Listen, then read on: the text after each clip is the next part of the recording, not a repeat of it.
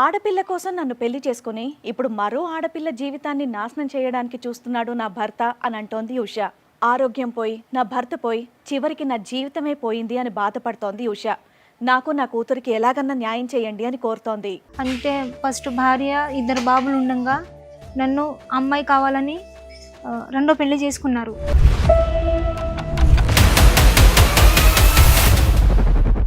మా నాన్న బాగా తాగుబోతు, మా అమ్మ పిచ్చిది. మేము నలుగురం అక్క చెల్లెలు చదువుకోలేదు. తర్వాత ఆయన వచ్చి నేను చూసుకుంటాను, మంచిగా ఇంట్లో తీసుకెళ్తాను.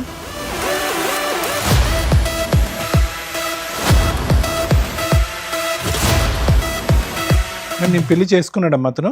పెద్ద భార్యకి తెలియకుండా గుళ్ళో పెళ్లి చేసుకున్నా.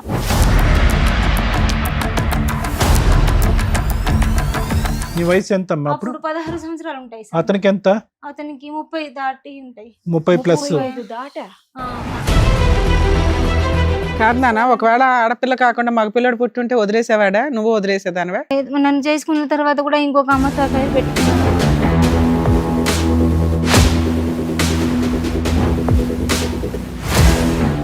ఫస్ట్ భార్యకి తెలిసినా ఊరుకుందా?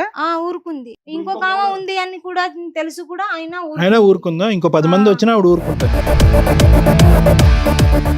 తర్వాత అందరూ టార్చర్ చేయడం మొదలు పెట్టారు. ఇవి నాకు, నేను కోమాలో కూడా వెళ్ళిపోయాను.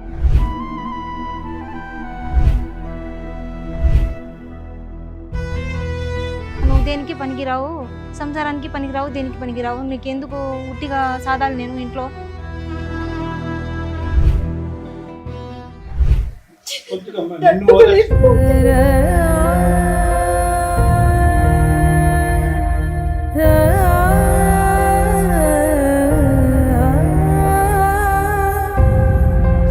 తన కూతురు అంటే నాయనమ్మ వాళ్ళ కూతురు ఉంది కదా, వాళ్ళ కూతురు అక్కడే ఉంటుంది. తను పడుకుంటది, తను తింటది, తనకే పెడతారు. కానీ నేను పనులు చేస్తాను, నేనంతా చేస్తాను, కానీ నాకు ఒక్క ఏమీ పెట్టరు. అన్నం తిను అమ్మా అని కూడా అడగరు. నన్ను ఏమీ అడగరు.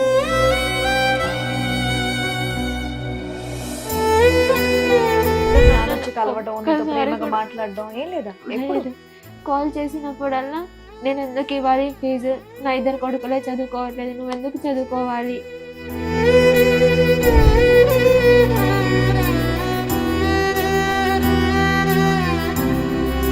అమ్మకి కూడా అన్యాయం చేశారు. మొన్న ఆపరేషన్ అయింది, ఒక్కళ్ళు కూడా రాలేదు. నేనే కాళ్ళ మీద పడి నేనే చూసుకున్నాను అమ్మని.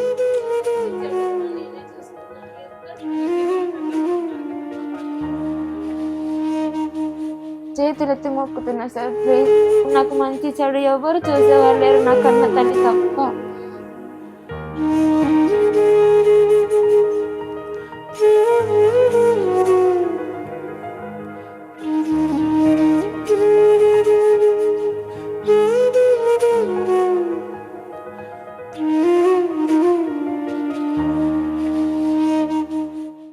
ఉషా గారు ఎక్కడి నుంచి వస్తున్నారండి? ఖమ్మం నుంచి వస్తున్నాను. ఖమ్మం నుంచి. చెప్పండి, ఇక్కడి వరకు దేనికి రావాల్సి వచ్చింది? దేనికి అంటే నన్ను రెండో పెళ్లి చేసుకున్నారు. రెండో పెళ్లి చేసుకున్నా. అంటే ఫస్ట్ భార్య ఇద్దరు బాబులు ఉండగా నన్ను అమ్మాయి కావాలని రెండో పెళ్లి చేసుకున్నారు. పాప కావాలి. హస్బెండ్ నన్ను మీది రెండో పెళ్లి? నాది రెండో పెళ్లి. పాప కావాలని రెండో పెళ్లి నన్ను చేసుకున్నారు. అంటే ఆయనకి మొదటి భార్య ఉంది, ఆయనకి అబ్బాయిలేనా? ఇద్దరు అబ్బాయిలు. అయితే నాకు పాప కావాలి, నాకు పాప అంటే ఇష్టం. ఆవిడతోటే కంటే సరిపోయేది కదమ్మా, నిన్నెందుకు పెళ్లి చేసుకోవడం? అయితే మాది కొంచెం పూర్ ఫ్యామిలీ. లవ్ మ్యారేజా? లేదు మేడం, లవ్ అది ఏం లేదు. మాకు చాలా రోజుల నుంచి ఆయన తెలుసు. మా అక్క వాళ్ళు లేబర్ పనికి పోయేవాళ్ళు, అప్పటి నుంచి తెలుసు. మా అక్క పెళ్లి అయిన తర్వాత ఆయన మా ఇంటి కాడ రావడం పోవడం మర్చిపోయారు. తర్వాత నేను కొంచెం పెద్దగా అయిన తర్వాత, కొంచెం మంచిగా ఉన్నప్పుడు ఆయన మళ్ళీ మా ఇంటికి రిటర్న్ రావడం చేశారు. చేసి నాకు 2 బాబులు, నేను కోటీశ్వరిని, నేను బాగా చూసుకుంటాను మీ అమ్మాయిని. మా నాన్న బాగా తాగుబోతు, డబ్బులు ఇస్తే తాగి ఎలా ఉంటారో ఆయనకే తెలియదు. మా అమ్మ పిచ్చిది. మేము నలుగురం అక్క చెల్లెలు చదువుకోలేదు, ఒకళ్ళ కింద జీతాలు ఉండి పనిచేసి బతికిన వాళ్ళం. అయితే తర్వాత ఆయన వచ్చి నేను చూసుకుంటాను, మంచిగా ఇంట్లో తీసుకెళ్తాను, నాకు పాప పుడితే చాలు అని. ఒక పాప పుట్టిన తర్వాత ఇంట్లోకి తీసుకెళ్లారు. తీసుకెళ్ళి వాళ్ళే ఆపరేషన్ చేయించారు. ఒక పాప చాలు, 2 బాబులు ఉన్నారని ఇంట్లో తీసుకెళ్లారు. నేను పెళ్లి చేసుకున్నాడమ్మా అతను. చేసుకున్నాడు. ఎంత నీ వయసు అంటే ఎంత? తెలియకుండా పెద్ద భార్యకి తెలియకుండా గుళ్ళో పెళ్లి చేసుకున్నాను. నీ వయసు ఎంత అమ్మా అప్పుడు? అప్పుడు 16 సంవత్సరాలు ఉంటాయి సార్. అతనికి ఎంత? అతనికి 30 దాటి ఉంటాయి. 30 ప్లస్. 35 దాటా? 30. ఆయన ఏం పని చేస్తాడమ్మా? ఇప్పుడు 40-44 సంవత్సరాలు అది ఉంటాయి. ఓకేలేండి. అప్పుడు పెళ్లి అయ్యేటప్పుడు నీకు 16, అతనికి 35. 30. 15 సంవత్సరాలు తేడా ఉంది దగ్గర దగ్గర. అయితే మీ ఆయన ఏం పని చేస్తాడు? ఏం చేయడమ్మా, ఇప్పటికి కూడా ఏం చేయడు. ఆయన బండి మీద తిరగడం, మరి ఎలా పెళ్లి చేసుకున్నారు? బోల్డ్ డబ్బు అది ఉంది, అది ఇది. తాయెత్తు అది ఏదో కడతారు వాళ్ళు, మంత్రాలు అది ఏదో మ్మ్. కడతారు.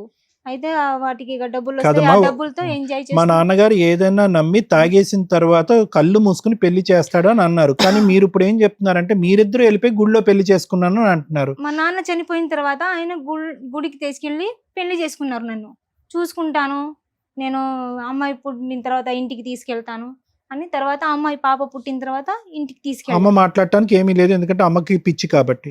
పిచ్చి అంటే తనకు అంత నాలెడ్జ్ ఉండదు. ఏం తను తెలీదు. ఎటు అమాయకత్వం. పోతున్నారు, ఏం నువ్వు చేస్తున్నారు. 5 ఆడపిల్లలు, ఎన్నో అమ్మాయివి? నేను 4 ఆమెని. పైన 3 బానే ఉంటారా? పైన ఒక అక్క చనిపోయింది, ఒక ఇంకో అక్కకి పెళ్లి చేసేసారు, ఇంకొక అక్కకి. ఆ. తర్వాత ఆమెకి 3 పిల్లలు, ఆయన భర్త చనిపోయిండు. ఉమ్. అక్కడ వాళ్ళు ఆ ఫ్యామిలీతో వాళ్ళే అక్కడే ఓకే, ఉంటారు. మీ మూడో ఆవిడ? మూడో అక్క కూడా పెళ్లి అయిపోయింది, 2 పిల్లలు. ఉమ్. వాళ్ళు కూడా మరి వాళ్ళిద్దరిలో ఆల్రెడీ కుటుంబాలు వచ్చినాయి కదా, నీకు మంచి అమ్మాయినే చూసి పెళ్లి చేయొచ్చు, మంచి అబ్బాయిని. చనిపోయాడు అంట. మా నాన్న తాగి చనిపోయారు. తర్వాత మా అమ్మ అంతా- మరి మీ చెల్లి పరిస్థితి ఏంటి? మా చెల్లి చదువుకుంది, ఇప్పటికీ చదువుకుంటున్నా? చదువుకుంటుంది. తర్వాత ఇక నాకు పాప కావాలని ఇంట్లోకి తీసుకెళ్ళారు. అమ్మ ఓకే, పాప కావాలని అని అన్నిసార్లు చెప్పక్కర్లేదు. పాప గురించే నేను చేసుకున్నాడు, అర్థమైంది. పెద్దల సమక్షంలో చేసుకోలేదు, చేసుకోలేదు. దొంగతనంగా పెళ్లి ఆ. చేసుకున్నారు. అవును. పెళ్లి అయ్యే టైంకి అతనికి 30-32 సంవత్సరాలు, నీకు 16 సంవత్సరాలు. 16 వాళ్ళ సంవత్సరాలు. భార్యకి తెలుసా నువ్వు వస్తున్నట్ట ఇంట్లోకి? ఆ, అంటే ఆ ఇంట్లోకి నేను వస్తున్నట్టు ఆమె భార్యకి కూడా ముందే తెలుసు. అంటే నా దగ్గరికి వస్తున్నట్టు, పెళ్లి కాదు నాన్న, చేసుకోవాలని. ఒకవేళ ఆడపిల్ల కాకుండా మగపిల్లడు పుట్టుంటే వదిలేసేవాడా? నువ్వు వదిలేసేదానివా? అతను చెప్పిన కారణాన్ని నువ్వు నమ్ముతున్నావు అంతేనా? ఒకవేళ అంతే, మగపిల్లడు పుట్టుంటే ఇక ఏం చేసేదానివి? ఏంటంటే చూసుకుంటారేమో ఇక మేము అది నువ్వు కూడా ఆ టైంలో ఏంటంటే ఇంకా ఆ. మాకు ఇంట్లో చూసుకునే వాళ్ళు ఎవరు ఎవరు లేరు, లేరు. పని చేసే బదులు ఒక మంచి అబ్బాయి దొరికాడు, చేసుకుంటున్నాడని చేసుకున్నావు. గుడ్డిగా చేసుకున్నా. నమ్మినావు ఆయన నువ్వు అంతే. పెళ్ళయిందని తెలుసా నీకు? ఆయనకు పెళ్ళయింది అని అంటే మా అక్కతో సంబంధం ఇచ్చారు. అయితే వాళ్ళు అంత పెద్ద రిచ్, అన్ని లక్షలు కట్నం మేము ఇవ్వలేమని చేస్తే మా అక్కకి వేరే పెళ్లి చేసేసారు. వాళ్ళ సొంత అత్త కూతుర్ని కట్నం ఇచ్చారు కాబట్టి చేసుకున్నారు. తర్వాత నేను కొంచెం పెద్దగా అయిన తర్వాత నన్ను చూసి తర్వాత మా ఇంటికి మళ్ళీ రిటర్న్ రావడం చేసి నాకు ఆడపిల్ల కావాలి, 2 అబ్బాయిలు ఉన్నారు అని పెళ్లి చేసుకున్నారు. గుళ్ళో తీసుకెళ్లి దొంగతనంగా సరే అమ్మా, చేసుకున్నారు. మీరంత అమాయకంగా చెప్తున్నారు, ఆగండి. ఆ. అలా ఒక క్వశ్చన్ అడిగారు. ఆ, పక్కా ఇప్పుడు నువ్వు కంటే ఆడపిల్ల కాకుండా మగపిల్లాడు పుట్టుంటే ఆయన నిన్ను వదిలేసేవాడా? లేదు, నన్ను చేసుకున్న తర్వాత కూడా ఇంకొక అమ్మతో అఫైర్ పెట్టుకున్నారమ్మా. పోన్లే అమ్మ. సరే, తర్వాత చెప్పండి, మళ్ళీ మీరు కలిసారా? చెప్పండి. ఆడపిల్ల పుట్టినాక వెళ్ళి కలిసారా? ఆ, అంటే వాళ్ళ ఇంటికి తీసుకెళ్ళాడా? వాళ్ళ ఇంటికి అందరూ తీసుకెళ్ళారు. కలిసే ఉన్నారా? కలిసే ఎన్ని ఉన్నాను. సంవత్సరాలు ఉన్నారు? ఇప్పటికీ అక్కడే ఉన్నాను. ఫస్ట్ భార్య, పిల్లలు, నువ్వు మీ ఉన్నా. అమ్మాయి బానే ఉన్నారు. ఇల్లు ఇచ్చారంటే అది మా మరిది గారుల ఇల్లు, అది అందులో నన్ను ఉంచుతున్నారు. ఆ.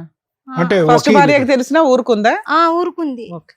ఇప్పుడు ఇంకో ఇంకొక 3 ఉంది అని కూడా తెలుసు కూడా అయినా అయినా ఊరుకుందా? ఇంకో 10 మంది వచ్చినా ఆవిడ ఊరుకుంటది. అలా కదమ్మా. ఇప్పుడు ఆవిడ వయసు ఎంత? పెద్ద ఆవిడ వయసు ఎంత?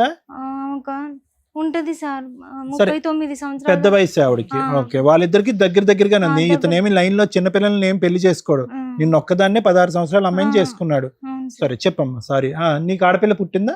పుట్టింది సార్, ఇంట్లోకి తీసుకెళ్లారు. ఓకే, ఇక ఇంకో అమ్మాయితో అఫేర్ ఉందని నేనంటే సార్ నన్ను అందరూ తిట్టారు. నువ్వు చేసుకోలేదా, నా అంతే అబ్బాయి కదా. ఎంతమందిని చేసుకుంటే నీకేంటి అని మా అత్తయ్య తిడుతుంది. ఉమ్. తర్వాత అందరూ టార్చర్ చేయడం మొదలు పెట్టారు. ఇక నాకు ఉమ్. నేను కోమాలో కూడా వెళ్ళిపోయాను. ఎందుకు టార్చర్? ఎందుకమ్మా? దేని గురించి టార్చర్? టార్చర్ పాప పుట్టిన తర్వాత అది ఆస్తి పాస్తి మొత్తం అది ఉంటది కదా సార్. నువ్వేం కట్నం తీసుకొచ్చావని నీకు రాసి ఇవ్వాలి, నువ్వు లేబర్ అప్పుడే ఆస్తి టాపిక్ ఎంత? మీ పిల్ల వయసు ఎంత ఇప్పుడు? 15 అంతే. మా మామయ్య గారి పేరు మీద ఉంది ఆ ఆస్తి. అవును. అయితే చిన్న కొడుకు పేరు మీద చేసేసారు, బిడ్డ పేరు మీద ఎకరం చేసేసారు. మా మామయ్య గారు ఎకరం ఉంచుకున్నారు. అయితే వీళ్ళ డాడీ పేరు మీద చేస్తే ఈ అమ్మాయికి వాటా వస్తుందని పెద్ద భార్య పేరు మీద చేయించారు. సో నీకేమీ లేకుండా చేశారని చెప్పి నువ్వు చేశారు. ప్రశ్నించావు. ప్రశ్నించాను, అంతేనా? కేసు కూడా వేశాను. కేసు కూడా ఎప్పుడు వేశాను. వేసారు కేసు? ఆగస్ట్ అంటే 2003లో వేసాను. 2023లో. 23లో 23. ఓకే. వేసాను. అయితే సార్ ఏమన్నారంటే, ఎస్ఐ సార్ కోర్టులో వేసుకోమ్మా, ఎఫ్ఐఆర్ రాస్తానని చెప్పారు. అయితే పెద్దవాళ్ళు కోర్టు వద్దు, ఏం వద్దు, పాపకి 10 గుంటల పొలమును 2 గదులు ఇల్లు కట్టించి మంచి చెడు అన్ని చూసుకోవాలి అని చెప్పారు. 2.5 ఎకరాల్లో పాపకి 10 గుంటలు రాసి ఇవ్వాలి, తనకు గిఫ్ట్ రిజిస్ట్రేషన్ కింద రిజిస్ట్రేషన్ చేయించాలి అని చెప్పారు. అయితే తర్వాత మేడం నాకు హెల్త్ బాగలేదు, గాలి బ్లాడర్లో రాయి వచ్చింది. రాయి వస్తే నేను కొంచెం నా కూలి నేనే చేసుకొని బతుకుతున్నా, ఏమి ఇయ్యడు. సారీ అమ్మా, ఏ ఆరోగ్య సమస్యలు ఉన్నాయమ్మా నీకు? గాల్ బ్లాడర్ లో స్టోన్ ఒకటి, ఇంకా కొంచెం నరాల వీక్నెస్, కోమాలోకి వెళ్ళిపోయాను నేను. ఈ టార్చర్స్ అన్ని భరించి కోమాలోకి వెళ్ళటం అంటే ఎలా వెళ్తారమ్మా? ఏమైంది? నేను బాగా వాంతింగ్స్ చేసుకున్నాను. ఎప్పుడు, ఎంతకాలం క్రితం? 2020లో. స్పృహలో లేకుండా ఎంతకాలం ఉన్నారు మీరు? 5 రోజులు ఉన్నాను. 5 రోజులు కోమాలో ఉన్నారు, స్పృహ లేకుండా. తర్వాత కళ్ళు తెరిచి. సరే, తర్వాత దానికి సంబంధించిన మందులు కూడా వాడుతున్నారు ఇప్పుడు? వాడుతున్నాను. ఏ మందులు వాడుతున్నారు? ఇక 2 సంవత్సరాల దాకా వాడాను. ఇప్పుడు ఆపేశారు? పర్వాలేదమ్మా ఇప్పుడు. ఏ మందులు వాడేవారో తెలుసా మీకు? మొన్న అంతకు ముందు 2 years వరకు ఏం డాక్టర్ గారు ఇచ్చారు కానీ నాకు అర్థం కావటం గురించి అమ్మా. ఫిట్స్ గురించి వాడారా? ఫిట్స్ గురించి, రైట్, ఫిట్స్ గురించి వాడాను. తర్వాత సార్ ఇక కేసు వేసిన తర్వాత పెద్దవాళ్ళు బాండ్ పేపర్ రాసి ఇచ్చారు. రాసి ఇచ్చిన తర్వాత నువ్వు దేనికి పనికిరావు, సంసారానికి పనికిరావు, దేనికి పనికిరావు, నీకెందుకు ఉట్టిగా సాదాలి, నేను ఇంట్లో ఇల్లు ఎందుకు కట్టించాలి నీకు, ఆ అమ్మాయి తీసుకెళ్తుంది రేపు, నా అవసరమా, ఎక్కడో అక్కడ చోట ఉండి తర్వాత వెళ్ళిపో మీ అమ్మోళ్ళ ఇంటికి అని చెప్తున్నారు సార్. అలా ఎప్పటిదాకా కలుస్తున్నారు మీరు? ఇప్పుడు మీ ఆయనతో విడిపోయి ఎంతకాలం అవుతుంది? అది నేను అక్కడే ఉంటున్నాను కానీ భార్య భర్తల పరంగా లేకుండా 7 సంవత్సరాలు అయింది. ఓకే, ప్రెసెంట్ ఇప్పుడు మీ హస్బెండ్ ఇంటి దగ్గర నుంచే వచ్చావా? మరి డైలీ పని ఎందుకు చేసుకుంటున్నావు? నాకు ఆపరేషన్ అయింది కాబట్టి అమ్మ వాళ్ళ ఇంటి కాడ ఉంటున్నాను. ఎప్పటి నుంచి? ఒక 2-3 నెలల నుంచి ఇప్పుడు నువ్వు వెళ్ళగలిగితే మీ ఆయన ఇంటికి వెళ్ళి ఉండగలవుగా? ఉండగలను, రానిస్తారు, బయటకు అయితే పంపించేలా. అక్కడ సామాన్లు అన్ని ఉన్నాయి, బయటకి కూడా పంపించారు. ఆరోగ్యం కోసం అమ్మ పుట్టింటికి వెళ్ళావు? ఇంటికి వెళ్ళాను. తర్వాత ఆపరేషన్ అయింది, 2 నెలల నుంచి అక్కడే ఉంటున్నాను. అయితే నాకు అది ఆపరేషన్ అయిందని, ఆపరేషన్ అవుతుందని చెప్పినా కూడా 1 రూపాయి పెట్టలేదు. నీకు ఎక్కడ ఇంత డబ్బులు ఆపరేషన్ చేయించుకోవడానికి? LOC అది అప్లై చేశాను. తర్వాత మీ అమ్మాయి ఏం చదువుకుంటుందమ్మా? అమ్మాయి 10th. పాపను బానే చూసుకుంటారమ్మా వాళ్ళు, నాన్నగారు గానీ? ఫీజులు గానీ? లేదు మేడం, స్కూల్ ఫీజులు కూడా నేనే కూలీ చేసి కడతాను. కూలీ చేసి కడతాను. గవర్నమెంట్ స్కూలా, ప్రైవేట్ స్కూలా? అది చర్చి స్కూల్ మేడం. 16,000 కట్టాలి సంవత్సరానికి. 16,000 కట్టాలి. స్కూల్ బట్టలు. ఏం పని చేస్తావు నువ్వు? నేను తోట ఎరడానికి, చెత్త. ఎంత వస్తాయి? 300 వస్తాయి అమ్మా రోజుకి. ఇంకా ఇంట్లో సరుకులు గానీ ఏమి గానీ నువ్వు చేసింది నాకు ఇస్తున్నావా, నేను ఎందుకు ఇవ్వాలి, నువ్వు దేనికి పని? నువ్వు సంపాదించిన దాంట్లో ఇంట్లో సరుకులు అవి చూసుకుంటున్నావు, కరెంట్ బిల్లు, రెంట్, ఆయన సొంత ఇల్లే కాబట్టి కవర్ అవుతుంది. పైగా బియ్యం కూడా కంట్రోల్ బియ్యం ఇస్తారు నాకు. ఉషా గారు, సారీ అండి, 7 సంవత్సరాలు బట్టి భార్య భర్తల సంబంధం లేదు, ఆర్థికంగా నీకు గానీ నీ బిడ్డకు గానీ ఏమీ చూసుకోవట్లేదు, స్కూల్ ఫీజుల దగ్గర నుంచి నీ తిండి తెప్పలు అన్ని నువ్వే పడుతున్నావు, మరి ఎందుకు అక్కడ ఉన్నావు? అంటే లాస్ట్ ఇయర్ 1 సంవత్సరం పెద్దవాళ్ళ దగ్గర పోతే కట్టారు. 2-3 సంవత్సరాలు నేనే కట్టాను. లాస్ట్ ఇయర్ ఆయన కట్టారు. ఫీజు మట్టిగానే కట్టారు. పాప ఏదైనా జ్వరం వచ్చిందా, అది వచ్చిందా, ఏదైనా ఫ్రూట్స్ అన్ని ఏమని తీసుకెళ్దామా అని ఏమీ లేదు, నేనే తీసుకెళ్లి ఇస్తాను కదమ్మా. రైస్ గానీ, పప్పు దినుసులు గానీ, కాయగూరలు గానీ? సార్ కాయగూరలు గానీ నేను కూలికి వెళ్ళినప్పుడు వాళ్ళ చేనులో ఇళ్ళ చేనులో నుంచి తీసుకొచ్చేస్తాను. అలా కదమ్మా, ఇంతకాలం మీ ప్రయాణంలో తప్పుగా అనుకోకండి, 16 సంవత్సరాల పాటు మీ ప్రయాణంలో మీ ఆయన నీకేమీ చేయలేదా? ఏమీ చేయకుండా ఒక ఇల్లు తీసుకుని అక్కడ పెట్టుంచాడా? సార్ నన్ను వాళ్ళు బయటికి గెంటేసినప్పుడు కూడా మా అమ్మ పంపింది, నేను కూలి చేసిందే తిన్నాను. సో ఇప్పటికొచ్చి 16 years బట్టి పెళ్ళైనటువంటి బ్యాచులర్ నువ్వు, అంతేనా? నేను కూలి చేసే తింటున్నాను సార్. ఎందుకంటే వాళ్ళు అంత రిచ్ ఉన్నా కూడా నన్ను లేబర్ దాని లాగానే. ఏమి రిచ్ అమ్మా, ఎక్కడి నుంచి వచ్చింది వాళ్ళకి రిచ్నెస్? మీ ఆయన ఏమీ చేయడం అంటున్నాడు, మళ్ళీ రిచ్ అంటున్నాడు. కానీ వాళ్ళ డాడీ అదేదో తాయితులు కదా, అది వాళ్ళ డాడీ వాళ్ళ ఫ్యామిలీని మొత్తం ఆయనే చూసుకుంటారు. ఏదో తాయితులు కట్టే? తాయితులు కట్టే. అంటే తాయితులు అంటే ఎట్లా అమ్మా? జ్వరం, మంత్రాలు అవి ఉంటది కదా, డబ్బులు బాగానే వస్తాయి. 4,000 అలా తీసుకుంటారు మనుషుల దగ్గర. అలా వాళ్ళు అలా బతుకుతున్నారు. నన్నేమో సరే అమ్మా, పెద్ద మనుషులు పంచాయతీ పెట్టుకొని నీకేం కావాలో అడిగితే సరిపోయేది కదా, ఇక్కడ దాకా ఎందుకు వచ్చావు? పంచాయతీ పెట్టినా అడిగింది, వాళ్ళు బాండ్ పేపర్ రాయించినా కూడా నన్ను బాండ్ పేపర్ కూడా రాశాడా? ఏమని రాశాడు? ఉంది మేడం, రాశారు. అంటే ఏమి ఇస్తానని? 10 గుంట్లోనూ అది 2 గదులు ఇల్లు, మంచి చెడు అన్ని చూసుకుంటాను, వాళ్ళకి ఏదో వచ్చినా చూసుకుంటానని సంతకాలు చేశారు. కానీ ఎంతకాలం అయిందో చేసి? 2 సంవత్సరాలు అయింది. 2023లో చేశారు. అయితే ఇప్పటివరకు ఏం చేయలేదు? ఏం చేయలేదు, ఏమీ ఇవ్వలేదు. అసలు ఏం చూడట్లేదు, చచ్చామా బతికామా ఏది లేదు. మరి కోర్టులో పిటిషన్ వేసుకుంటే సరిపోద్ది, నీ దగ్గర ఎవిడెన్స్ ఉన్నట్టే లెక్క కదా. అమ్మ నా దగ్గర అంత ఎక్కడికైనా వెళ్తే చంపేస్తాను, ముక్కలు ముక్కలు చేసి ఓహో. చంపుతాను. మరి ఇక్కడ ఏం వరకు వచ్చి- ఇక్కడ దాకా వస్తే ఇక్కడ వరకు పర్లేదా? వచ్చావు కదమ్మా డైరెక్ట్ మరి. టీవీలో కనిపిస్తారుగా. టీవీలో కనిపించిన నాకు, ఎందుకంటే మేడం గారు సార్తో కొంచెం ధైర్యం ఉంటుందని వచ్చాను. నా దగ్గర డబ్బులు కూడా లేదమ్మా పెట్టుకోవడానికి. సరే, మీ అమ్మాయి కూడా వచ్చిందా మీతో పాటు? వాళ్ళ అమ్మాయి వచ్చిందంట ఆ. మేడం. రామ్మా. వాళ్ళ పాప మేడం. మనీ పరంగా అయినా, చెప్తాను, డ్రెస్ ఏంటి issue పరంగా అసలు, ఏంటి అయినా, problem? తిండి పరంగా అయినా, ఏ విషయంలో అయినా నన్ను చూసుకుంటుంది. పుట్టినప్పటి నుంచి మా అమ్మాయి చూసుకుంటుంది. మీ నానమ్మ తాతయ్యలు ఉంటారా? వాళ్ళని ఎప్పుడైనా అడిగారా? నాన్న అసలు ఏం పట్టించుకోవట్లేదు అని. మీ తాత బాగా పనిచేస్తాడంట కదా. నన్నేమి అడగరు, వాళ్ళు కూడా నన్ను వెటకారంతో చూస్తారు, పని మనిషి లెక్కే చూస్తారు. అసలు వాళ్ళ ఇంట్లో నువ్వు ఉండవు కదమ్మా ఎప్పుడు. ఉండను, చిన్నప్పుడు నాతో పని చేపించుకున్నారు వాళ్ళు. అమ్మమ్మ తాతయ్యలు ఇల్లు అంటే, నానమ్మ తాతయ్యలు ఇల్లు అంటే పనులు అలాగే చేస్తాం కదా కానీ, నాన్న. తన కూతురు అంటే నాయనమ్మ వాళ్ళ కూతురు ఉంది కదా, కూతురు వాళ్ళ కూతురు అక్కడే ఉంటుంది. Okay. తను పడుకుంటది, తను తింటది, తనకే పెడతారు కానీ నువ్వు పనులు చేయాలి. నేను పనులు చేస్తాను, నేనంతా చేస్తాను కానీ నాకు ఏమీ పెట్టరు, అన్నం తిను అమ్మ అని కూడా అడగరమ్మా. నన్ను ఏమీ అడగరు. చాలా మీ బాధగా నాన్న అనిపిస్తుంది. అలా ఎప్పుడున్నావమ్మా? ఎన్ని సంవత్సరాల క్రితం ఉన్నావు అట్లా? అంటే నేను 5th క్లాస్ లో ఉన్నప్పుడు 5th to ఫిఫ్త్ వరకు అలాగే చేసుకుంటూ ఆ వచ్చాను. తర్వాత నుంచి వెళ్ళటం మానేసావా? వెళ్ళటం మానేశాను. అంటే మా మమ్మీ బాధ చూసి నేను వెళ్ళటం మానేశాను. ఇప్పుడమ్మా ఇప్పుడు ప్రెసెంట్ పొజిషన్ ఏంటి? నువ్వు డే స్కాలరేనా? కాదు, హాస్టల్లో ఎప్పటి నుంచి హాస్టల్లో ఉంటున్నారు మీరు? 6th నుంచి హాస్టల్. 6th నుంచి హాస్టలే. నేను అక్కడే Okay. మీ ఉంటున్నాను. నాన్న వచ్చి కలవడం, నీతో ప్రేమగా మాట్లాడడం ఏం లేదా? ఎప్పుడు కాల్ చేసినప్పుడల్లా నేను ఎందుకు ఇవ్వాలి ఫీజు, నా 2 కొడుకులే చదువుకోవట్లేదు, నువ్వు ఎందుకు చదువుకోవాలి అని సో లాస్ట్ 5 years బట్టి నువ్వు వాళ్ళ సమక్షంలో లేవు. లాస్ట్ 4-5 years బట్టి వాళ్ళ సమక్షం లేదు. నువ్వు ఇప్పుడు కన్నీళ్లు కారుస్తూ బాధపడేటటువంటిది అంతా కూడా నువ్వు 6th standard లో, అంటే నీకు 10 సంవత్సరాలు ఉన్నప్పుడు, 11 సంవత్సరాలు ఉన్నప్పుడు జరిగినటువంటి దాని గురించి చెప్తున్నావు. నువ్వు ఆ బాధ గురించి ఏడుస్తున్నావా, లేదంటే అమ్మకు కూడా వాళ్ళు అన్యాయం చేస్తున్నారు? అమ్మకి కూడా అన్యాయం చేశారు. మొన్న ఆపరేషన్ అయింది, ఒక్కళ్ళు కూడా రాలేదు. నేనే కాళ్ళ మీద పడి నేనే చూసుకున్నాను అమ్మని, మంచి చెడు కూడా నేనే చూసుకున్నాను. ఎవ్వరు మీ రాలేదు. పిన్నులు పెద్దమ్మలు ఉన్నారు కదమ్మా, వాళ్ళంతా మంచి కుటుంబాలే కదా. ఎవ్వరు రాలేదు అప్పటికి. అవును, వాళ్ళు రాకపోతే నీకేం బాధ అనిపించట్లేదా? వీళ్ళు రాకపోతేనే బాధ బాధ అనిపించింది కానీ మా డాడీ కన్న తండ్రి కదా, అవును. కన్న తండ్రి రాకపోవడం చాలా బాధ. అసలు సరే, వీళ్ళు రాలేదు, నీకు బాధ ఉంది. మీ పిన్ని పెద్దమ్మలు ఎవరు రాలేదా?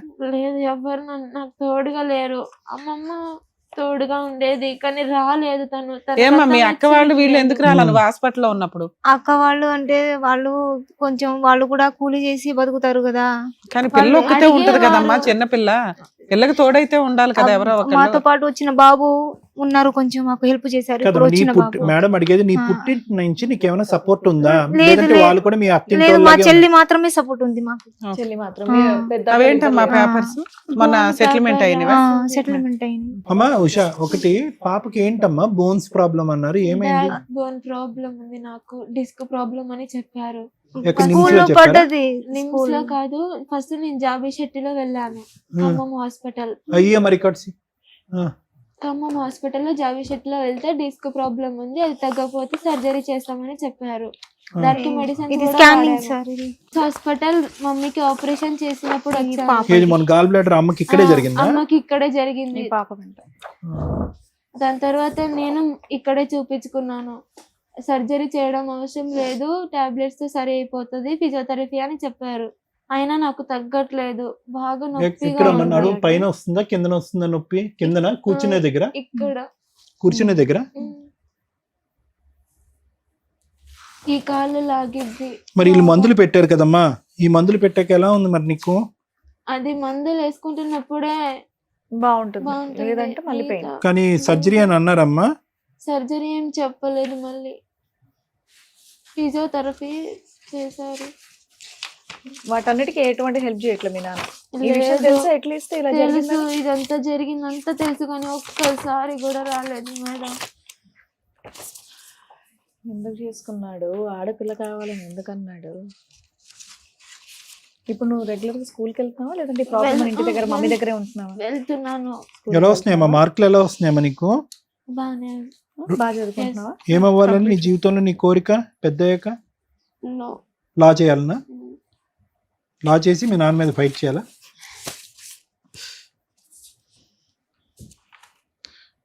డాక్టర్ అవ్వచ్చు కదరా, డాక్టర్ అయ్యి మీ అమ్మని కాపాడొచ్చుగా. ఏమే స్పైన్ కొద్దిగా అరిగింది అంతేనన్నా, ఏం పెద్ద ఇందులో లేదు. మరి నీకు అంత నొప్పి వస్తుంది అంటే సర్లే. కాలు తిమ్మిరి పడుతుంది. ఏది ఎడంకాల కుడికాల? కుడి కాలు. కుడికాలు తిమ్మిరి పడుతుందా? ఎక్కడ ఇక్కడి నుంచి కింద వరకునా ఇక్కడి నుంచా? కాలు తిమ్మిరి పడుతుంది. బ్యాగ్ మేడం చేతులు ఎత్తి మొక్కుతున్నా సార్ ప్లీజ్. అలాగే నాకు రావాల్సిన వాటా మా డాడీ వాళ్ళు ఏం చేస్తున్నారంటే పెద్దమ్మ మీద రాపిస్తున్నారు నాకు రావద్దు అని.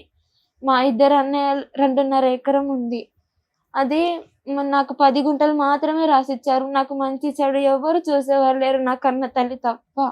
అంతవరకు Please. అర్థమైంది. ఒక నిమిషం, అంతవరకు అర్థమైందమ్మా. మీ ఇద్దరికి మా పూర్తి సానుభూతి సపోర్ట్ అనేది ఉంటుంది. కానీ ఒకటి, అమ్మ అమాయకత్వము, నువ్వు చదువుకున్న దానివి, మీరు ఆ ఇంట్లోనే ఆ గూట్లోనే మీరు ఉన్నారు. మీరు ఇక్కడికి వచ్చి టీవీ షో ఎదుర్కొంటా కనిపించి ఆ కుటుంబం గురించి మొత్తం ఇలా మాట్లాడి మీ నాన్న గురించి మాట్లాడితే ఏ మొహం పెట్టుకుని వెనక్కి వెళ్తారా మీరు?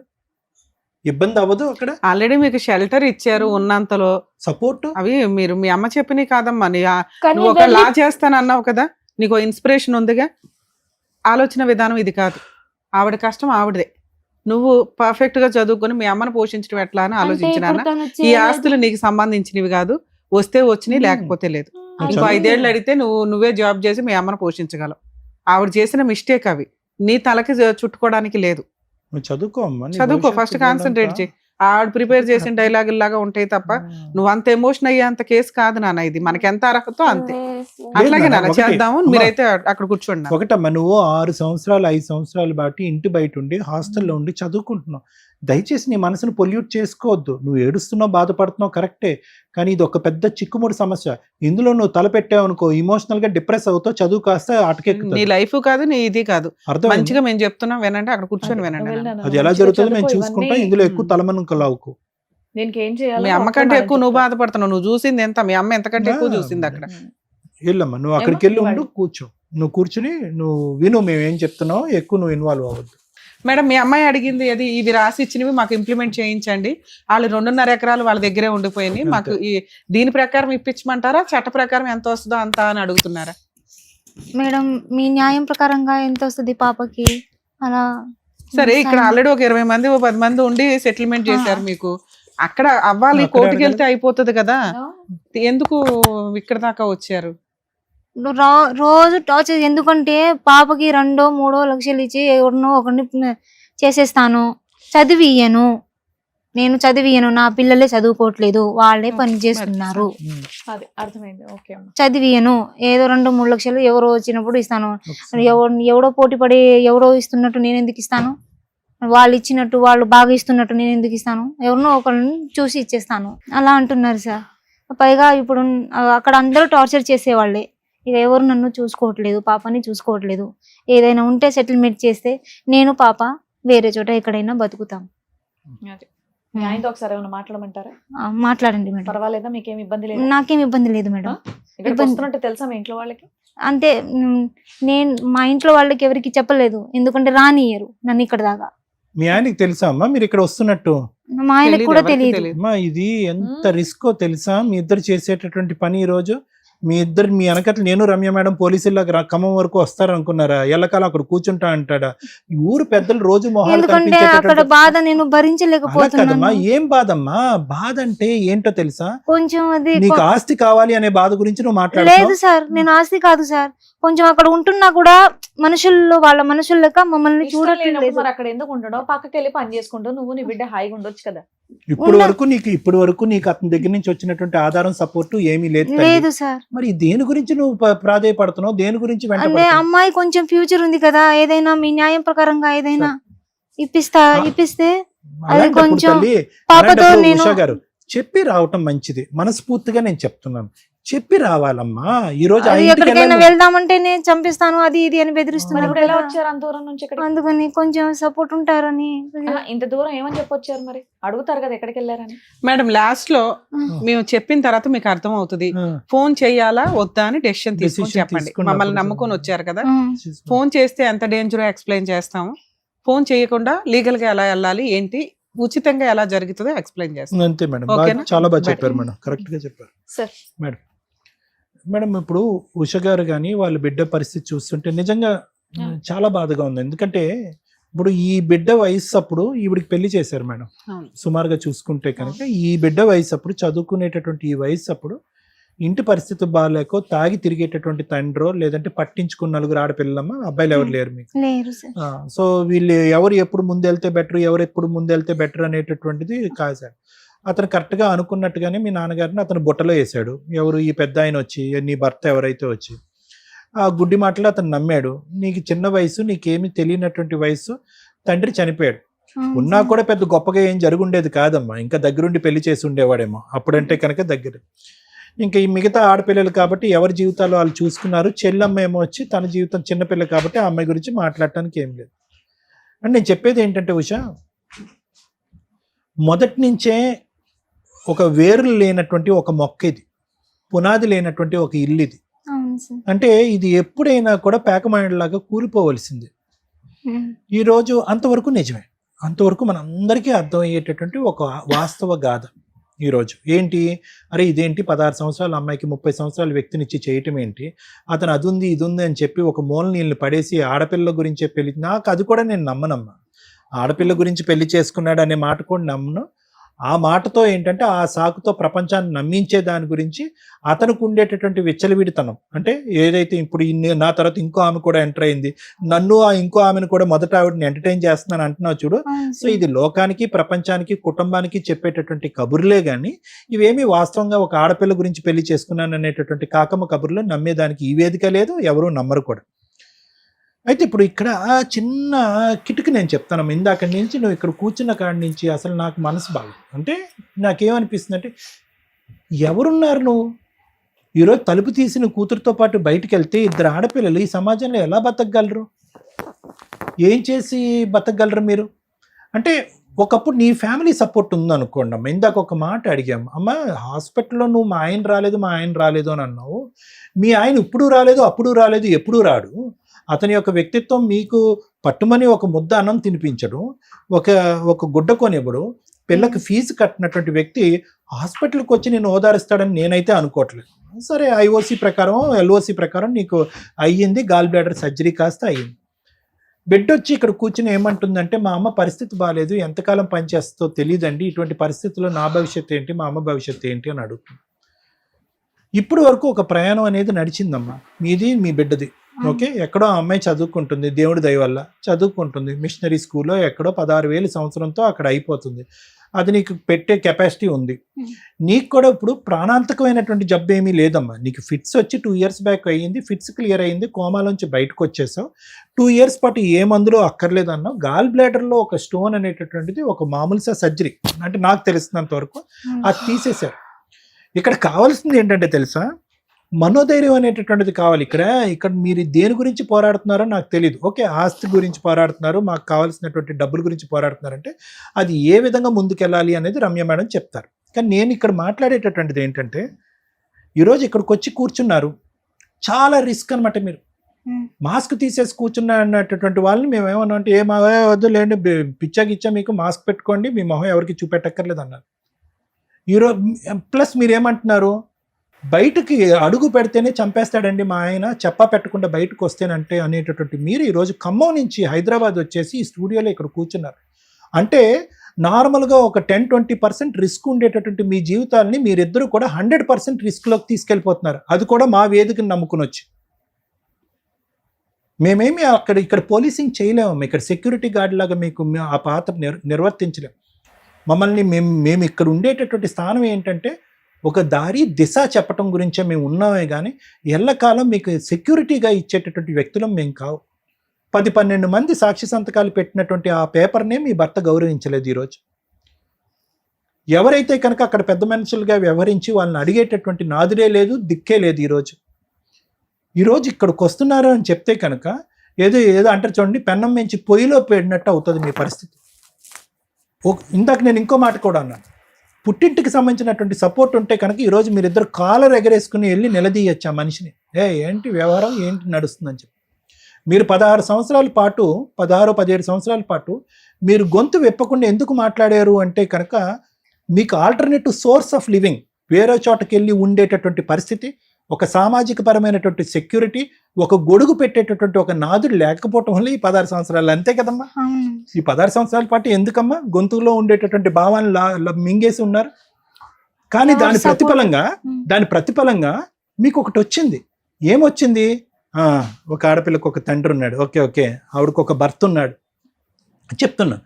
అలా కాకుండా సార్ ఇతను రూపాయి పెట్టడు, బట్ట కొనేవాడు, ఒక గూడు అనేది ఇచ్చాడు, తాగొచ్చి హింస పెడతాడు, నానా చివాట్లు పెడుతున్నాడు, మాకు ప్రాణభయం ఉంది, ఎక్కడికి వెళ్ళి బతకాలో లేదు అంటే కనుక ఈ క్షణాన్న మిమ్మల్ని సమర్థిస్తూ అతనితో మాట్లాడి, ఏమయ్యా ఏం చేస్తున్నావు, నీ మీద ఏ కేసులు పెట్టాలి అనేటటువంటి విధంగా అతను భయపెట్టి బెదిరించో ఇంకో మాట చేసి ఉండేవాళ్ళు.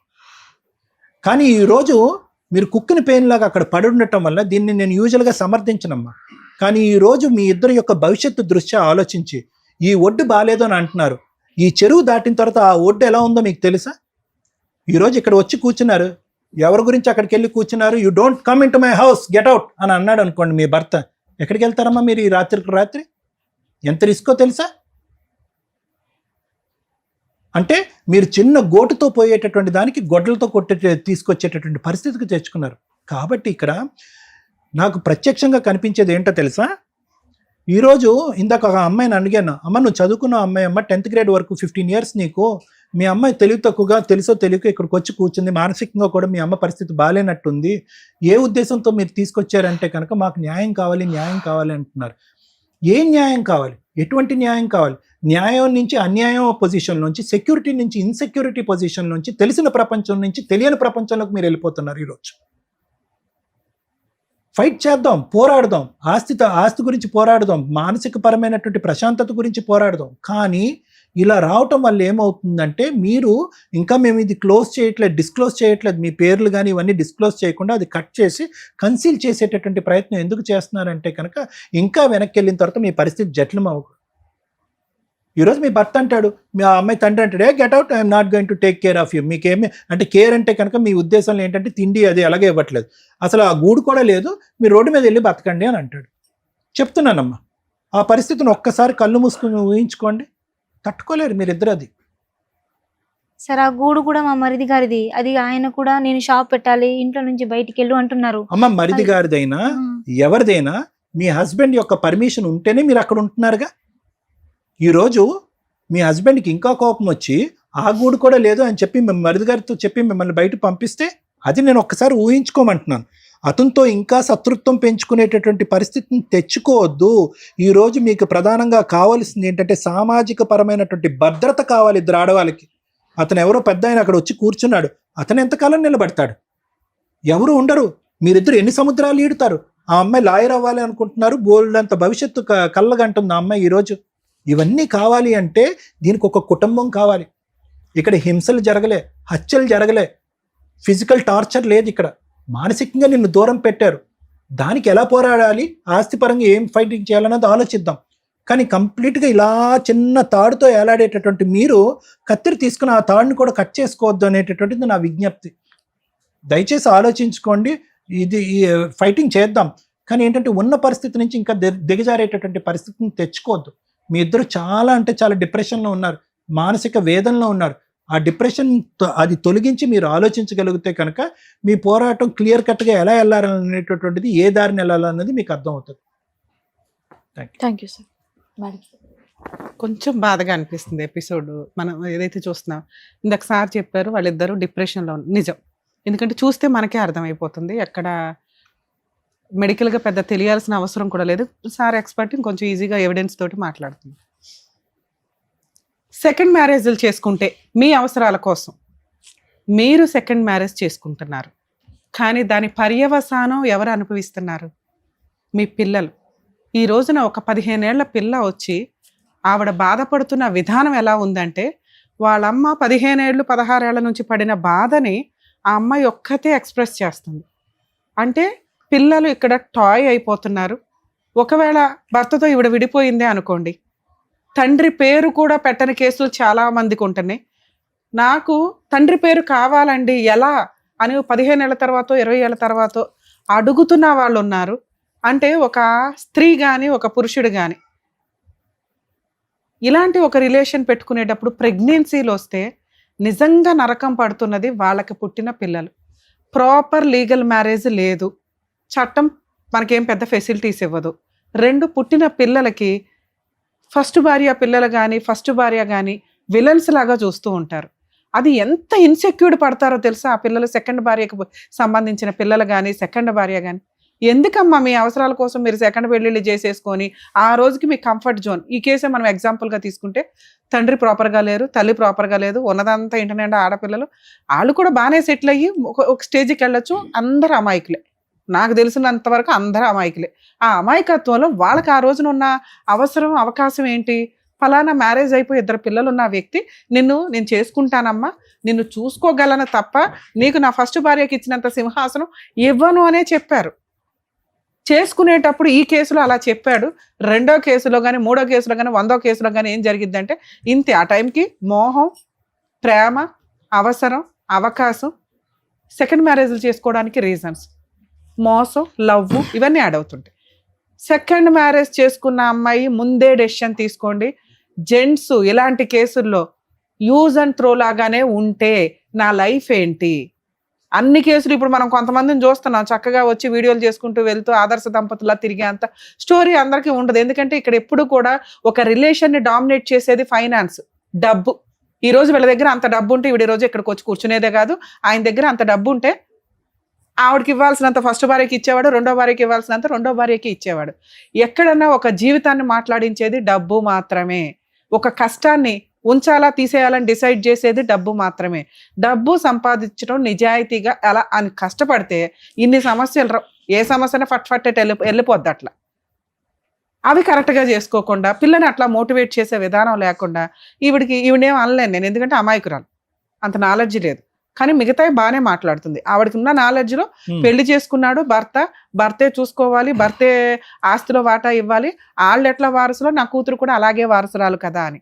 ఇక్కడ మీకు డౌట్ రావచ్చు, సెకండ్ వైఫ్ పిల్లలు లీగల్ వారసులు కాదా? ఎక్స్ప్లెయిన్ చేస్తా.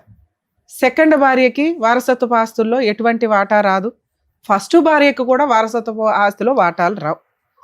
ఫస్ట్ భార్య పిల్లలకి సెకండ్ భార్య పిల్లలకి వారసత్వ వాటా షేర్ వస్తుంది.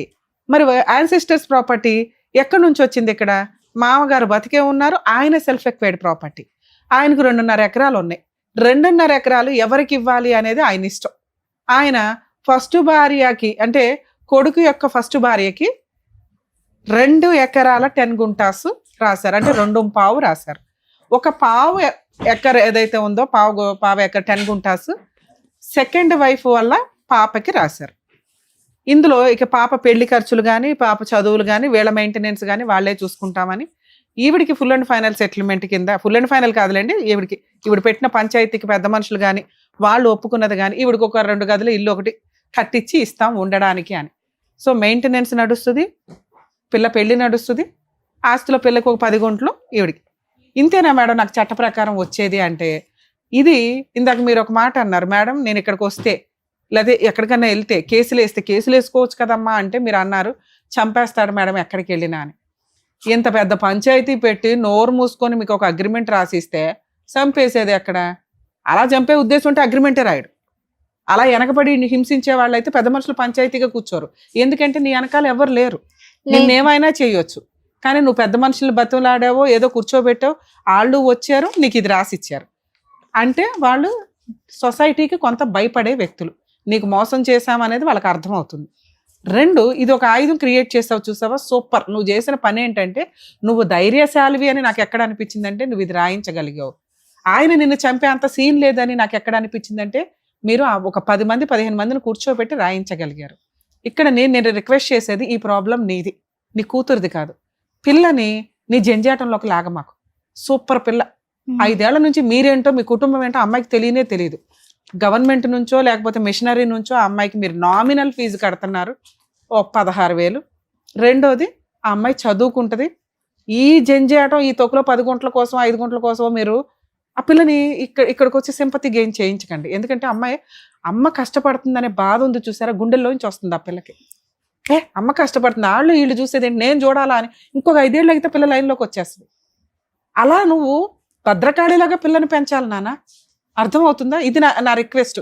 ఎందుకంటే పిల్లకి నీ తలనొప్పి చెప్పకు, ఏమీ లేదు. నువ్వు 6 ఏళ్ల నుంచి 10 ఏళ్ల నుంచి పోరాడుతున్న తలనొప్పి ఏదైతే ఉందో ఏమీ చేయలే, అవునా? నిన్ను నువ్వు పోషించుకుంటున్నావు, పిల్లను పోషించుకుంటున్నావు, ఉన్నంతలో పంచాయతీలు పెడుతున్నావు, ఇంతే. పిల్ల చదువుకుంటుంది, కంప్లీట్ చేస్తుంది. చదువుకు కావాల్సిన హెల్ప్ ఏం చేయాలి అనేది మీరు ఇంకెప్పుడైనా మాట్లాడితే దానికి మేమేమన్నా ఫైనాన్షియల్ గా సపోర్ట్ చేయించగలమని ఒక ఎపిసోడ్ చేయగలుగుతాం తప్ప అక్కడ ఉంటున్నాము. ఇక్కడ నుంచి వద్దు. ఒక నిమిషం, నువ్వు అడిగిన 4 పాయింట్స్ నేను చెప్తా. పాపని ఈ ప్రాబ్లం నుంచి క్లియర్ చేయండి. అమ్మాయికి ఈ కేసుకి సంబంధమే లేదు. ఇంకెక్కడా కూడా పిల్ల కూర్చొని మాట్లాడొద్దు. సరే పిల్లకి రావాల్సిన హక్కులు వచ్చేస్తాయి. సరే. రెండోది, ఆ ఇంట్లో మా మరిది ఇల్లండి, నన్ను ఉంచారు, ఎప్పుడన్నా నన్ను బయటకు తోసేయొచ్చు అని. ఆళ్ళు తోసేయమనేది అంటే అక్కడ నీకు ప్రశాంతంగానే లేదు, నీకు హాయిగానే లేదు, నరకం కనిపిస్తుంది నీకు ఆ ఇంట్లో. ఎందుకంటే నువ్వు హాస్పిటల్కి వెళ్ళినా ఎవడో అక్కడ సరౌండింగ్ లో లేరు, తిప్పి కొడుతూ ఒక గది ఉంటుంది, అంతకంటే పెద్ద నీకేం యంత్రభావనం కూడా ఇచ్చి ఉండరు. ఆ అంతోటి గది నీకు 300-500 రెంట్లకి. వాటర్ కూడా లేవు, వాటర్ కూడా మోసుకురావాలి. అదే నాన్న చెప్తా, నొప్పితో నేను కాలు బాటం నొప్పితో తట్టుకోలేక ఆపరేషన్ డిప్రెషన్ కేసు. నాన్న ఒక్క నిమిషం వినండి. అంటే మీకు ఎంత న్యాయం చేయగలగమో 100% చెప్తాం. ఒక్కొక్క ప్రాబ్లమ్ నువ్వు క్లియర్ చేసుకుంటూ వెళ్తుంటే ఓహో నేను ఈ డెసిషన్ తీసుకోవాలనేది మీకు అర్థం అవుతుందని నా రిక్వెస్ట్. నేను తింటున్నాను కాబట్టి ఆయనకి ఏమి అనిపించట్లేదు కదా. వినండి నాన్న, మీరు ఆల్రెడీ 10 ఏళ్ల నుంచి 15 ఏళ్ల నుంచి మీరే తింటున్నారు. మీకు ఆయన ఇచ్చింది ఒక 500-1000 రూపాయలు షెల్టర్. అది అక్కడ మనకు అవసరం కూడా లేదు. వాళ్ళు వెళ్ళిపోమనేది ఏంటి? ఏంట్రా నువ్వు నాకు ఇదేనా ఇచ్చేది, నేను అంతు తేలుస్తాను పదా అని మీరు లీగల్ గా యువతలకు రావాలా. మీరు ఇది రాయించుకునేవారు. ఎందుకంటే ఆ షెల్టర్ నీకు ఇంపార్టెంటే కాదు, ఉండగలిగినంత ఉండు. ఎప్పటిదాకా? ఇది సెటిల్మెంట్ అయ్యేదాకా. మేడం మీరు కొంచెం ఏడుపు ఆపితే నేను చెప్పేది మీకు గుర్తుంటదేమో అని నా ఆశ. అదే పిల్లకి నేర్పిస్తున్నావు నాన్న. నీ కష్టం, నీ జీవితం ఆ పిల్లకి నేర్పించకండి. అంటే టార్చర్ చేసేవాళ్ళు ఎందుకమ్మా ఉండటం నీ పని. మేడం మిమ్మల్ని ఎవ్వరూ టార్చర్ చెయ్యట్లా. మీ దృష్టిలో టార్చర్ ఏంటి అంటే మిమ్మల్ని పట్టించుకోకపోవడం. మిమ్మల్ని వచ్చి ఎవరో కొట్టట్లేదు. అమ్మ మీరు సెకండ్ వైఫ్ అమ్మ, మీకు ఎందుకు ఇంపార్టెన్స్ ఇస్తారు? ఇవ్వరు. మీకు అదే చెప్తున్నాను నేను, ఇవ్వరు. నువ్వు ఆ గొయ్య తగ్గుకొని నువ్వు ఎత్తుకొని నువ్వు వెళ్ళి నువ్వు కూర్చున్నావు. కరెక్టే మేడం. మాట్లాడు, ఇంకేం మాట్లాడదా? కూలం పెళ్లి చేసేసుకొని అర్జెంట్ గా ఆ జంజాటంలోకి పిల్లలు నాకు వచ్చి సింపతిగా ఏం చేయాలంటే ఎట్లా అమ్మా? మీ హక్కులు ఏంటో మీకు తెలియవా? నీకు చిల్లిగా రాదు పగపోతలు. అయినా చట్ట ప్రకారం మీతో సహజీవనం ఆయన సెకండ్ వైఫ్ అని ఒప్పుకున్నాడు ఈ అగ్రిమెంట్ లో. ఇదే పెద్ద శాసనం. ఓకే, నీకు కావాల్సింది ఏంటి? ఆ ఇంట్లో ఉండడమా ఉండకపోవడమా నీ ఇష్టం అమ్మా. వాళ్ళు తరిమేయాల్సిన అవసరమే లేదు, వాటర్ లేదు, ఏమీ లేదు. అక్కడే ఉండాలనుకోవడం లేదు. 2 నెలల నుంచి మీ అమ్మ వాళ్ళ ఇంట్లో ఉంటున్నావు. నీ తిండి నువ్వు తింటున్నావు, నీ కాళ్ళ మీద నువ్వు ఉంటున్నావు. ఆయన వెయ్యకపోయినా ఇప్పటికిప్పుడు నువ్వు రోడ్డు మీద పడిపోయే సీన్ అయితే లేదు. సో ఇప్పుడు నువ్వు చేయాల్సిన పని ఏంటి? అన్నీ నేను చూసుకుంటున్నా, ఎందుకు ప్రశాంతంగా వదిలేయాలి? ఇవి వసూలు చేయటం ఎట్లాగా? ఇది ఈ స్టేజ్ మీదకి మీరు వచ్చారు. ఇక్కడ మేమేమంటున్నా అంటే సార్ కానీ మేము కానీ బాధపడింది ఏందాక, అరే ఆ ఇంట్లో నుంచి తరిమేస్తే ఎట్లాగా అని. ముందు అది ఆల్టర్నేట్ చూసుకో. ఆ ఇంట్లో నుంచి తరిమేసినా పర్వాలేదండి, నేను ధైర్యంగా లీగల్ గానే వెళ్ళాలనుకుంటున్నాను, కానీ నాకు లీగల్ సపోర్ట్ తెలియదు, ఎవరి దగ్గరికి వెళ్ళాలో తెలియదు, అడ్వకేట్ల ఫీజులు పెట్టుకోలేను, నాకు ఇది ఇంప్లిమెంట్ చేయించండి అని నువ్వు అడుగుతున్నావు. ఓకేనా? దానికి నేను చెప్తాను. ఇప్పుడు నీకుండే హక్కులు, పాప ఆల్రెడీ ఇంకా మైనరు, నీకు అమ్మాయికి మెయింటెనెన్స్ కావాలని పిటిషన్ ఫైల్ చేసుకోవచ్చు. ఒకటే కేసు చెప్తున్నాను నేను, అన్నీ చెప్పను. డొమెస్టిక్ వైలెన్స్ కేసు అంటారు. దాంట్లో పాపకి నీకు మెయింటెనెన్స్ కేసు వేయొచ్చు, ఇది ఇంప్లిమెంట్ చేయమని అడగొచ్చు. ఓకే, ఇది అడ్మిట్ అయిపోయిన ఫ్యాక్ట్. కోర్టే నీకు రిజిస్ట్రేషన్ కి సంబంధించిన ఆర్డర్స్ అన్ని ఇస్తుంది ఈ కేసులో.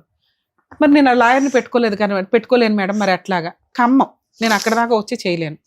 మా టీంకి సంబంధించిన ఒక నెంబర్ నీకు ఫార్వర్డ్ చేస్తా.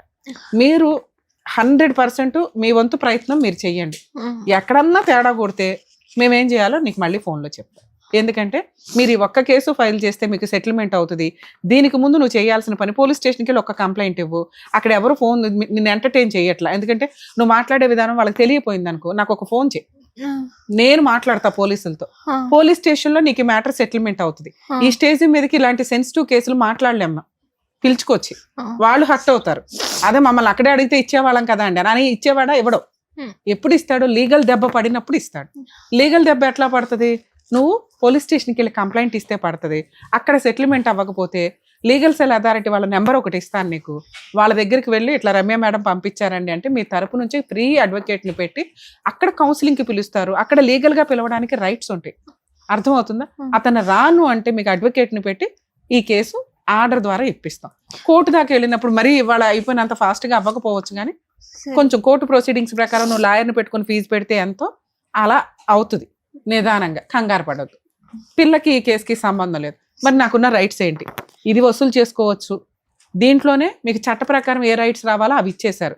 మేడం మరి 10 గుంటలేనా మాకు ఇచ్చేది, 1/4 ఎకరేనా అంటే ఆయన ఆస్తి ఆయన ఇష్టం, ఆయన ఇది ఇచ్చాడు. ఇప్పుడు రివర్స్ అయిపోయాడు అనుకో, ఇది నీకు ఆయుధం. మెయింటెనెన్స్, పిల్లకి పెళ్లి, నేను డీవీసీ కేసు ఎందుకు వేయమన్నానంటే పిల్ల మేజర్ అయిపోయినా కూడా మెయింటెనెన్స్ వసూలు చేయొచ్చు. పిల్ల పెళ్లి వరకు, పిల్ల చదువు ఫీజులు వసూలు చేయొచ్చు నువ్వు. ఓకే, ఈయన ఇచ్చేదో రమ్య మేడం ఇప్పించేదో లా కోర్టు ఇప్పిస్తుంది. అర్థమవుతుందా తల్లి? నువ్వు ఇలా వెళ్ళి మాట్లాడితే కోర్టే ఇప్పిస్తే మేము ఆ నెంబర్స్ అవన్నీ నీకు ఫార్వర్డ్ చేస్తాను, వెళ్ళి కేసు వేసుకోండి. 100% మీకు మెయింటెనెన్స్ వస్తుంది, ఆస్తులు రాసిచ్చిన వాటా వస్తుంది, నీకు ఆ 2 గదుల ఇల్లు వస్తుంది. ఈ లోపు ఇల్లు గడవడానికి ఇంటీరియర్ మెయింటెనెన్స్ కూడా వస్తుంది. దానికి తగ్గ లీగల్ సపోర్ట్ మేము చేస్తాం.